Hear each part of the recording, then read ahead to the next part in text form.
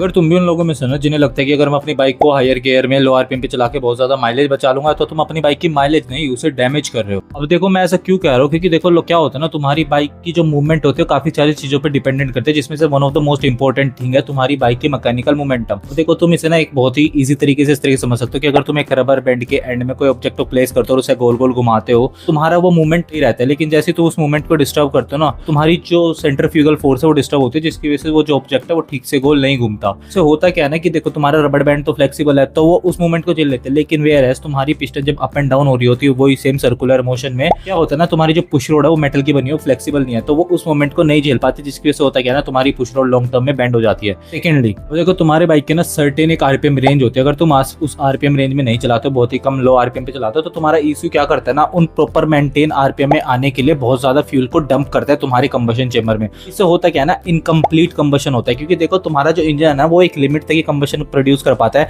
बहुत ज्यादा ऑयल है तो काफी ज्यादा रिच हो जाता है फ्यूल मिक्सचर, जिसकी वजह से होता है क्या ना, इनकम्प्लीट कंबशन होता है। कंप्लीट कंबशन की वजह से होता है कि लॉन्ग टर्म में ना तुम्हारा जो इंजन की पिस्टन है उसके टॉप पे कार्बन डिपॉजिट इकट्ठा होने लगता है, जिसकी वजह से तुम्हारी जो पिस्टन की मूवमेंट है वो रिस्ट्रिक्ट होती है। तुम्हारा कंबशन फ्यूचर में और बेकार होता रहता है टाइम के साथ साथ कार्बन डिपॉजिट की वजह से, जिसकी वजह से तुम्हारी माइलेज और ज्यादा खत्म होती है। और लॉन्ग टर्म में ना इतना ज्यादा कार्बन डिपॉजिट होने की वजह से तुम्हारा इंजन सीज हो सकता है। थर्डली तुम्हारी बाइक के इंजन के जो पार्ट्स है ना वो बहुत ही 1000 ऑफ आरपीएम पे मूव करते रहते हैं हर मिनट के अंदर, तो इसकी वजह से होता क्या है ना कि मैकेनिकल जो होता है फ्रिक्शन वो बहुत ज्यादा हो जाता है। अब देखो अगर तुम बहुत ही लो आरपीएम में चलाओगे ना, तो तुम्हारा जो ऑयल पंप है वो ठीक से काम नहीं करेगा, वो ऑयल को अच्छे से पंप नहीं कर पाएगा, जिसकी वजह से मैकेनिकल फ्रिक्शन इतना ज्यादा बढ़ जाएगा कि तुम्हारी बाइक अंदर ही अंदर घिसने लगेगी, पार्ट्स तुम्हारे बहुत जल्दी घिसने लगेंगे। इससे होगा क्या ना, तुम्हारा इंजन बहुत ज्यादा डैमेज लेगा और फिर फ्यूचर में तुम्हें जाकर ना बहुत ज्यादा कॉस्ट इनकर करनी पड़ेगी। तो देखो अगर तुम अपनी बाइक का माइलेज सही में इंप्रूव करना है तो स्ट्रेस फ्री चलाओ, लेकिन प्रॉपर जो आरपीएम रेंज तुम्हारी मैनुअल में लिखी है उस प्रॉपर आरपीएम रेंज में अपनी बाइक को चलाओ, अदरवाइज तुम अपने इंजन को सिर्फ डैमेज कर रहे हो। That's it.